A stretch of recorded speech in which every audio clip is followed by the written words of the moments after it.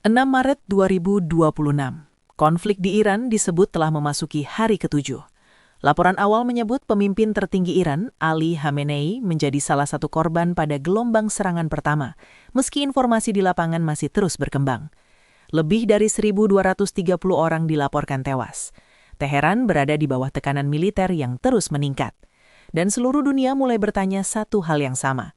Kenapa Rusia, China, dan Korea Utara terlihat tidak terlibat langsung? Bukankah selama ini mereka sering disebut sebagai blok yang menentang pengaruh Barat? Bukankah mereka memiliki hubungan dekat dengan Iran? Lalu kenapa saat Iran menghadapi tekanan militer besar, tidak ada satupun yang turun tangan secara terbuka? Hari ini, kita akan membedah sebuah realita geopolitik yang seringkali tidak dijelaskan secara sederhana. Bukan teori konspirasi, bukan spekulasi kosong.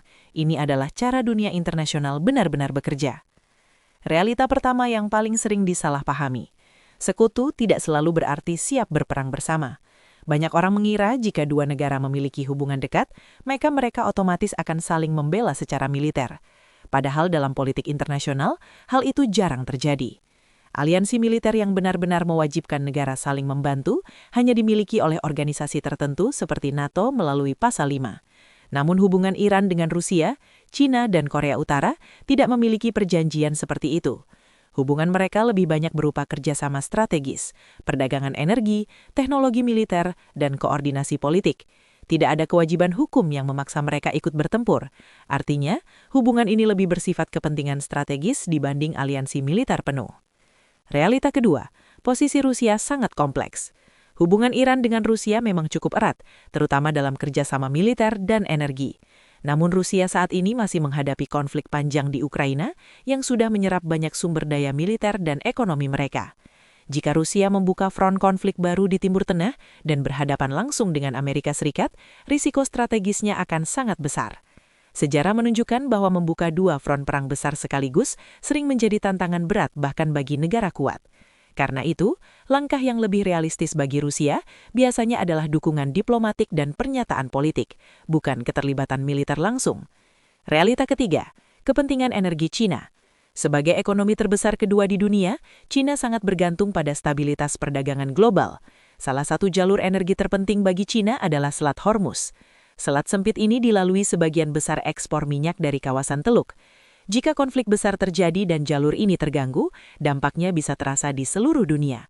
Harga energi melonjak tajam, perdagangan global terganggu, industri besar bisa terkena dampaknya. Kepemimpinan China di bawah Xi Jinping dikenal sangat berhati-hati dalam konflik militer besar. Karena itu, pendekatan mereka biasanya lebih condong pada diplomasi dan stabilitas dibanding konfrontasi langsung. Realita keempat, prioritas Korea Utara. Korea Utara memang dikenal sering bersikap keras terhadap Barat. Namun prioritas utama negara ini sebenarnya adalah keamanan di kawasan semenanjung Korea. Timur Tengah berada sangat jauh secara geografis dan keterlibatan militer langsung di wilayah itu akan membutuhkan kemampuan logistik yang sangat besar. Hubungan Korea Utara dengan Iran selama ini lebih banyak berupa kerjasama teknologi tertentu dan hubungan politik. Kemungkinan intervensi militer langsung dari Kim Jong-un dalam konflik Timur Tengah sangat kecil. Ada satu prinsip yang sangat penting dalam geopolitik global. Dalam banyak kasus, kepentingan nasional selalu menjadi prioritas utama. Ideologi, retorika politik atau hubungan dekat antar negara seringkali berada di urutan kedua. Setiap pemerintah pada akhirnya akan bertanya satu hal sederhana. Apakah konflik ini menguntungkan atau justru merugikan negara kami? Jika risikonya terlalu besar, bahkan negara yang memiliki hubungan dekat sekalipun bisa memilih untuk tidak ikut terlibat secara langsung. Sekarang bayangkan sebuah skenario berbeda. Bagaimana jika Rusia, China, dan Korea Utara benar-benar ikut turun tangan secara terbuka? Konflik yang awalnya terbatas di satu kawasan bisa dengan cepat meningkat menjadi krisis global. Selat Hormuz bisa terganggu, harga minyak dunia bisa melonjak tajam, dan ketegangan antara kekuatan besar dunia bisa meningkat ke level yang jauh lebih berbahaya. Inilah alasan mengapa banyak negara besar memilih langkah yang jauh lebih berhati-hati. Realitas geopolitik seringkali tidak sesederhana yang terlihat. Dunia internasional bukan film Hollywood, tidak selalu ada sekutu yang datang menyelamatkan di menit-menit terakhir. Sebagian besar keputusan negara didasarkan pada perhitungan strategis yang sangat dingin, dan terkadang keputusan untuk tidak ikut perang justru menjadi keputusan yang paling menentukan bagi stabilitas dunia.